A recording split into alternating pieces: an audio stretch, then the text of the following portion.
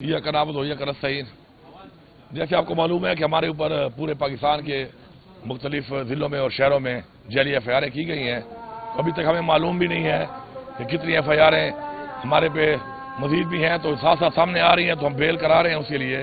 تو آج یہ ہماری ایک بیل تھی, تو اس بیل کے اوپر ماشاءاللہ ابھی ٹرانزٹ ہمیں اس کا مل گیا ہے, بیل فور ریسٹ. تو انشاءاللہ ہمیں پوری امید ہے, یقین ہے کہ ہمیں عدلیہ سے انصاف ملے گا, اور یہ ہمارے اوپر جو یہ وکٹمائزیشن کی گئی ہے پولیٹیکل, انشاءاللہ ہمارے لیڈر عمران خان صاحب بھی جلد رہا ہوں گے, اور انشاءاللہ ہم سب کو انصاف ملے گا.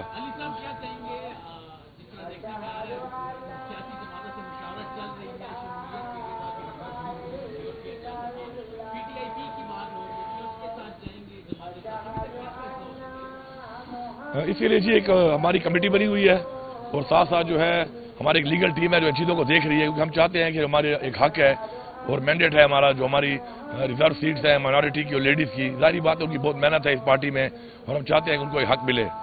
تو اس کے لیے عمران خان صاحب کی جو بھی احکامات ہیں اس کے مطابق ایک بات چیت ہو رہی ہے. کمیٹی اس کے لیے بنی ہوئی ہے, لیگل ٹیم بھی لگی ہوئی ہے, ہم نے یہاں پہ ریڈ بھی کیا ہے اس کے لیے قانونی طور پر بھی, اور باقی جو بھی لا کے مطابق الیکشن کمیشن کے رولز کے مطابق جو بھی ہے انشاءاللہ اس پہ بات ہو رہی ہے. جو بھی ہوگا آپ کے سامنے آ جائے گا.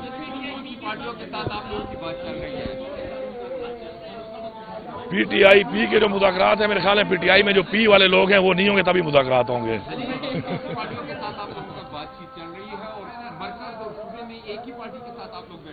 نہیں جی, وہ ڈیپینڈ کرتا ہے, کیونکہ وہ جو لیگل ٹیم ہے اور ہماری جو کمیٹی ہے وہ وہی فیصلہ کر رہی ہے اس کے اوپر. تو ضروری نہیں ہے کوئی ایک پارٹی ہو, اور یہ بھی ضروری نہیں ہے کوئی پارٹی ہو, تو جو بھی ہے سامنے آ جائے گا. آپ کے جو مخالف امیدوار تھے مولانا صاحب, وہ مان رہے ہیں کہ کسی کے کہنے پر ہم تحریک عدم اعتماد لائے تھے. اب جو ہے وہ بھی مطلب سامنے آ گیا کہ کس کے کہنے پر وہ تحریک عدم اعتماد لائے تھے. اس بارے میں آپ کیا کہیں گے؟ الحمدللہ آپ کو پتہ ہے کہ عمران خان صاحب جو ہے وہ عدالتوں سے بھی صادق اور امین ڈکلیئر ہوئے ہیں, اور ویسے بھی اپنی زندگی میں وہ ماشاءاللہ صادق اور امین ہی ثابت ہوئے ہیں. تو آج یہ ثابت ہو گیا کہ وہ لوگ جو کہہ رہے تھے کہ عمران خان کی حکومت کو ہم نے گرایا ہے, اور ہم کہہ رہے تھے نہیں یہ سازش تھی, اور سازش طے گرائی گئی ہے.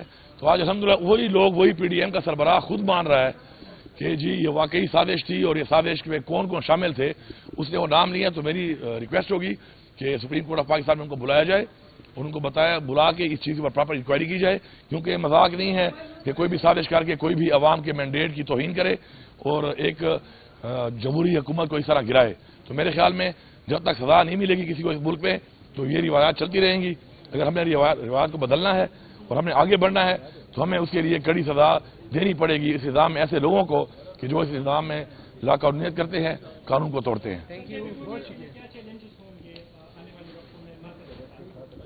کوئی ایسی بات چیلنج والی تو انشاءاللہ نہیں ہے. ہمارے جو 2 سال گزرے ہیں پچھلے, اس میں جو ہمارے صوبے کے حالات بنائے گئے, پاکستان کے حالات بنائے گئے معاشی طور پر, امن و امان کے حوالے سے, بے-روزگاری کے حوالے سے, مہنگائی کے حوالے سے, تو الحمدللہ ہمیں انشاءاللہ پورا یقین ہے کہ ہم لوگ اپنے صوبے کے حق کے لیے آواز اٹھائیں گے, اور ہمارے صوبے کا جو حق ہے وہ دینا پڑے گا. ہاں یہ علیحدہ بات ہے کہ اس میں ہمیں پتہ ہے پاکستان بھی ہمارا ہے کہ اگر معاشی حالات ٹھیک نہیں ہیں تو ہمارے جو این ایف سی شیئر ہے ہمارا, یا ہمارے جو ہائیڈل کے پیسے بقایا ہیں, ان میں ہم ان کو ٹائم تو دے سکتے ہیں کہ چلو آپ سارے پیسے اکٹھے نہ دو, لیکن یہ سوچنا کہ جی ہمیں وہ حق نہیں ملے گا یا کوئی نہیں دے گا, یہ ان کی خام خیالی ہے. ہمیں اپنا حق چاہیے, ہم حق لینا بھی جانتے ہیں, ہم حق چھیننا بھی جانتے ہیں.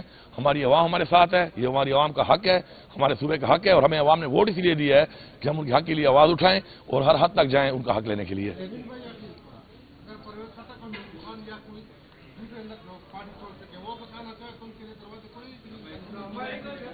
اس میں یہ کہوں گا کہ دیکھیں عمران خان صاحب جو ہیں یہ پارٹی ان کی ہے, وہ جو بھی فیصلہ کریں گے ہمیں سب کو, ہم ورکر ہیں سارے, ہمیں من قبول ہوگا.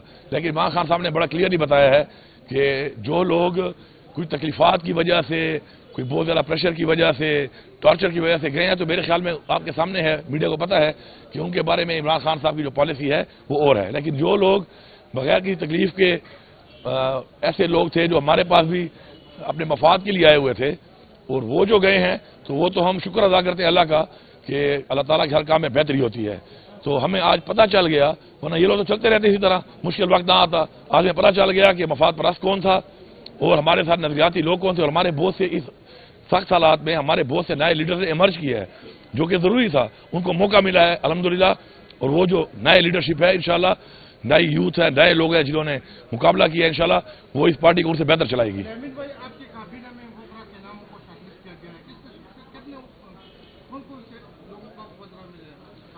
یہ فیصلہ عمران خان صاحب کریں گے. ابھی تک کوئی شارٹ لسٹ نہیں ہوا, تمام سے سی ویز ہم نے لے لی ہے. اب میں انشاءاللہ خان صاحب سے ملاقات کروں گا, وہ کو سی ویز دوں گا. اس کے بعد جو بھی فیصلہ ہوگا حتمی ریکمنڈیشن بھی ہوں گی, ڈسکشن بھی ہوگی, مشورہ بھی ہوگا, اور حتمی فیصلہ جو ہے عمران خان صاحب کریں گے. آخر میں آپ شاہ سے زیادہ شاہ کے لیے وہ وفادار جو ہے, آپ نے کل ایک جملہ بتایا تھا, اس کے بارے میں کیا کہیں گے؟ شاہ سے زیادہ شاہ کا وفادار, اس کے لیے کیا حکم ہے؟ شاہ سے زیادہ شاہ وفادار جو لوگ تھے نا, جنہوں نے لا قانونیت کو اس حد تک لے گئے کہ ہمارے صوبے کی جو روایات ہیں ان کو پامال کیا, چادر اور چاردیواری کو پامال کیا, جیلی پرچے کاٹے, ایسے ایسے پرچے کاٹے کہ جن کا قانون سے تو کیا سچائی سے کوئی تعلق ہی نہیں تھا. تو اس کے لیے میں نے ایک واضح میسج دیا ہے کہ ہم اگر مدینہ کی ریاست کی بات کرتے ہیں تو پھر ہم شکر ہے الحمدللہ, ہمیں عمران خان صاحب نے کہا ہمیشہ کہ اپنا عمل سے آپ نے ثابت کرنا ہے, باتوں سے ثابت نہیں کرنا. تو جو مدینہ کی ریاست کی ہم بات کرتے ہیں تو اس میں سب سے بڑا جو ہمیں سبق ملا وہ حضور پاک صلی اللہ علیہ وسلم نے عام معافی کا اعلان کیا تھا, لیکن ساتھ اصلاح بھی یہ بھی کہا تھا کہ اللہ کا دین اختیار کرو, صحیح راستے پہ چلو.